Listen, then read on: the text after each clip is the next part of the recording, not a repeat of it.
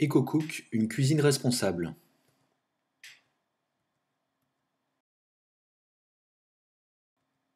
Cette cuisine s'articule autour de deux volumes.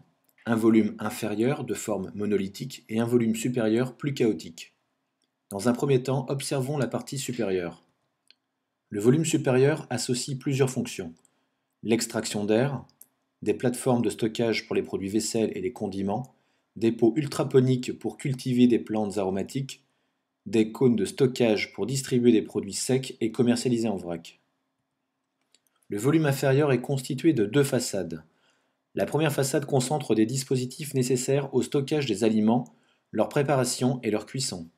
De gauche à droite, on y distingue un four vapeur et trois dispositifs de cuisson, puis une zone destinée au lavage des aliments et leur préparation.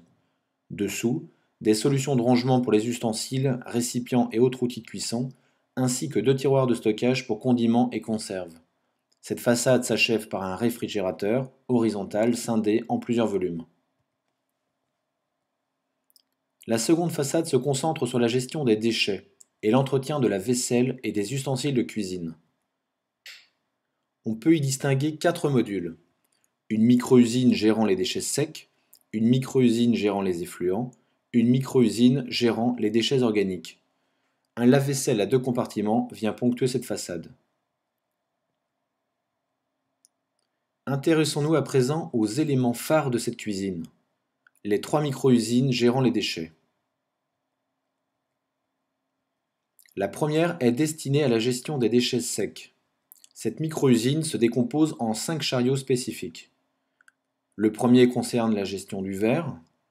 Via une trappe coulissante, on vient déposer une bouteille en verre.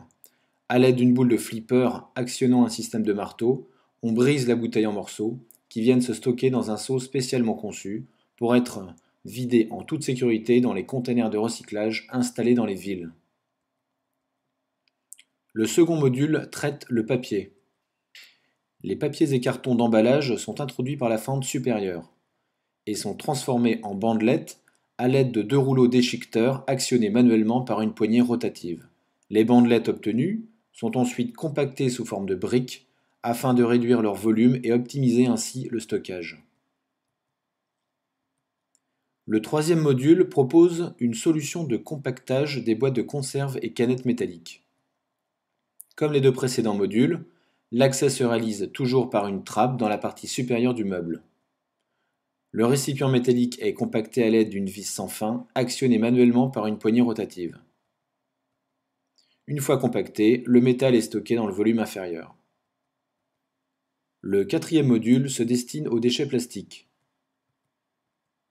Glissé par l'ouverture concernée, le plastique est compacté et stocké dans le compartiment prévu à cet effet. Le dernier module accueille le tout venant, c'est-à-dire les déchets qui ne seront ni traités par les 4 premiers modules, ni par la micro-usine de déchets organiques. C'est une simple poubelle équipée d'un sac standard. Passons à présent à la seconde micro-usine. Celle-ci se concentre sur la gestion des effluents. L'eau de lavage des légumes est récupérée via une trappe dans l'évier principal, puis orientée et filtrée vers un réservoir par la simple ouverture d'une bonde.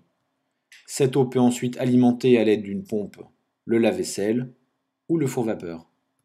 Stockée également dans des brocs, elle servira à l'arrosage des plantes.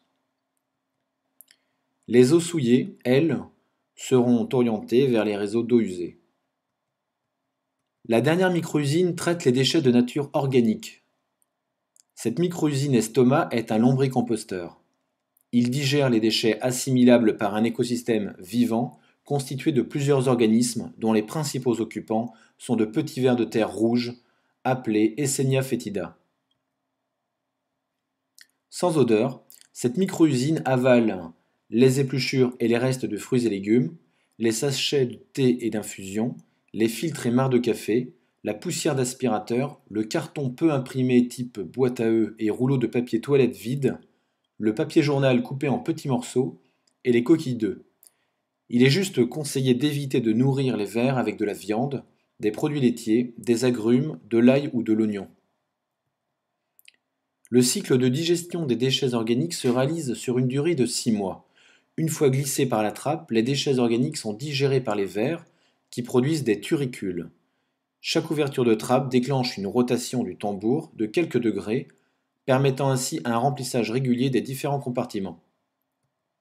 Au fil des jours, le contenu de chaque compartiment s'appauvrit en nourriture, contraignant les vers à migrer vers les compartiments de déchets les plus frais.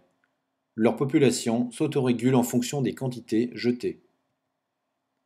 Deux natures de produits sont récupérées suite à la digestion des vers. Le lombricompost, complément nutritionnel pour tous les jardins, et un engrais liquide très riche qu'il est conseillé de diluer par 10 avant d'arroser notre plante. Le lombricomposteur permet ainsi de réduire de 30% le volume de notre poubelle.